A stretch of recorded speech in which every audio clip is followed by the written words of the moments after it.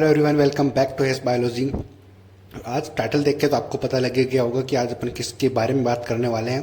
तो सुबह सुबह ये मैं वीडियो शूट कर रहा हूँ, तो इसको इसीलिए ताकि आप लोगों को हेल्प हो सके, क्योंकि पेपर को अटैम्प्ट किस तरीके से करना है वो बहुत ज़्यादा इंपॉर्टेंट है। काफ़ी लोगों को आते भी हैं बट पेपर अटैम्प्ट का सही स्ट्रेटजी उनको पता नहीं होती, इसलिए उनको थोड़े कम मार्क्स उनके रह जाते हैं, इसलिए थोड़ी सी वो उनसे चूक हो जाती है। बट आज की वीडियो में अपन ये बिल्कुल डिस्कस करेंगे कि किस तरीके से किस तरीके से पेपर को सॉल्व करते हैं। तो सबसे पहले मैं बात करूंगा, तो स्टार्ट करते हैं अपने वीडियो को।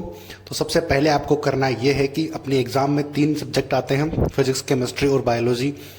तो इस तीनों में से किसी न किसी का तीनों में से एक या फिर 2 सब्जेक्ट तो स्ट्रॉन्ग होते ही हैं, 2 भी नहीं तो एक तो कम से कम स्ट्रॉन्ग होता है अच्छा वाला, और मेनली वो बायो होती है या फिर तो केमिस्ट्री होती है। कुछ लोगों के लिए फिजिक्स भी होती है, ऐसी कोई बात नहीं है, बट ये बायो और केमिस्ट्री जो है जल्दी से सोल्व हो जाती है क्योंकि इनमें न्यूमेरिकल्स कम आते हैं। फिजिक्स में न्यूमेरिकल आते हैं, उसमें थोड़ा टाइम कंज्यूमिंग होती है, इसलिए इसकी थोड़ी बात कर रहे हैं कि सबसे स्ट्रॉन्ग पॉइंट वाली।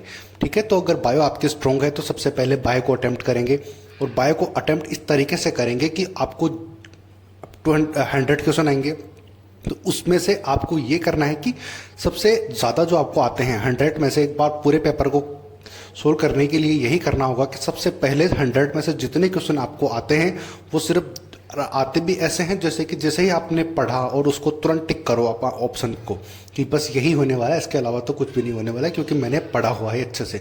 तो उसको अगर आप टिक करोगे इस तरीके से कर करके तुरंत उसको उसी टाइम पे ओमार सीट में भर भी लेना है। आ गई इतनी बात समझ में कि जैसे ही पेपर को इस तरीके से करना अटेम्प्ट है कि जैसे ही आपको क्वेश्चन देखो आपको तुरंत लग जाए कि हाँ यही इसका आंसर होने वाला है, तो उसको टिक करो और क्वेश्चन पेपर में प्लस उसी टाइम पे अपनी ओमार भरो, ताकि आपको लास्ट के अंदर ओमार का ये डर नहीं रहे कि यार अभी मुझे ओमार भी भरनी है। तो वो साइकोलॉजिकल प्रेशर बिल्कुल हट जाएगा आपके माइंड से, इसलिए आप थोड़ा पेपर पे ओनली कॉन्सेंट्रेट कर पाओगे।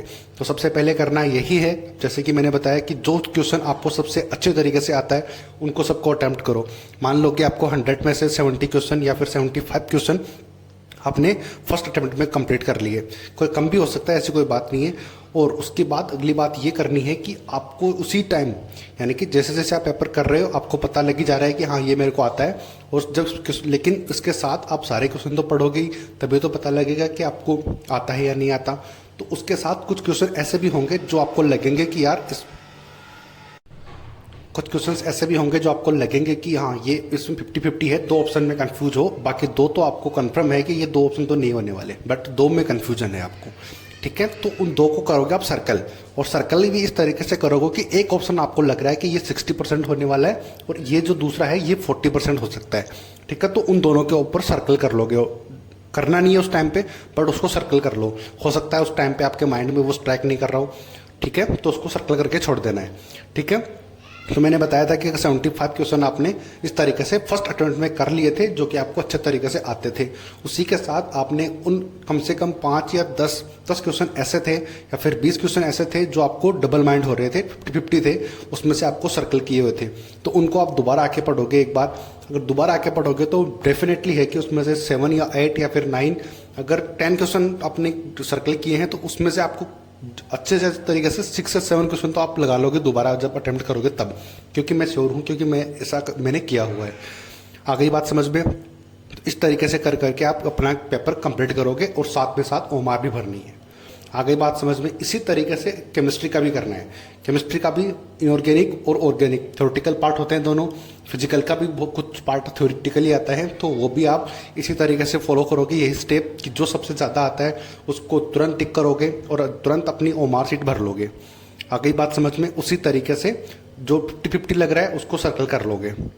आ गई बात समझ में? तो बायो पहले कंप्लीट हो चुकी, केमिस्ट्री को भी अपन ने उसी अटेम्प्ट में कर लिया, फिर अपने पास बचेगी फिजिक्स, उसके बाद लास्ट में बचेगी फिजिक्स। तो अगर आप ये स्ट्रेटजी फॉलो करोगे तो आपके पास फिजिक्स के लिए मिनिमम 1.5 घंटा तो आराम से बच ही जाएगा, ये श्योर है, अगर आपकी तैयारी अच्छी है तो।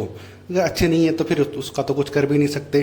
तो लेकिन इस टाइम पे ऐसा कुछ भी नहीं करना कि मेरी तैयारी सही नहीं है, ये है वो है, ऐसा कुछ नहीं करना। तो ये स्ट्रेटजी अगर आप अपनाओगे तो आपको डेफिनेटली फ़ायदा होगा और कुछ मार्क्स आपके डेफिनेटली इंक्रीज होंगे। आई होप आपको ये वीडियो अच्छा लगा हो। अगर वीडियो अच्छा लगा हो तो लाइक, सब्सक्राइब, शेयर जरूर करना। मिलते हैं अगले वीडियो में। Thank you so much. और बेस्ट ऑफ लक अपनी एग्ज़ाम के लिए। Thank you.